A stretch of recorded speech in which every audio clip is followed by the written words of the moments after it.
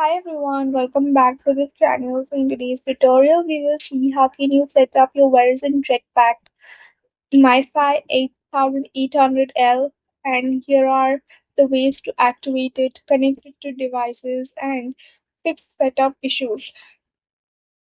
Step 1. Insert the SIM card and battery.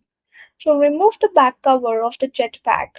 Insert the Verizon SIM card if it's not already installed. Insert the battery, replace the back cover.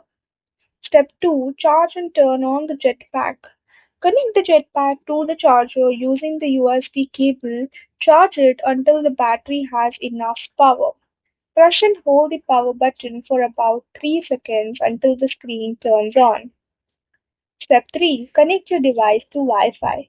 On your phone, tablet, or computer, open the Wi-Fi settings, find the jetpack's Wi-Fi network name, SSID, shown on the Jetpack screen. Enter the Wi-Fi password displayed on the screen. Wait until your device connects to the hotspot. Step 4. Access the admin page, which is optional.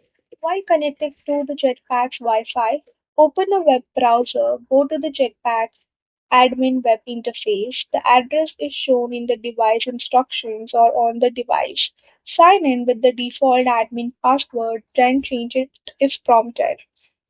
From the admin page, you can change the Wi-Fi name SSID and then change the Wi-Fi password, manage connected devices, update your network and security settings.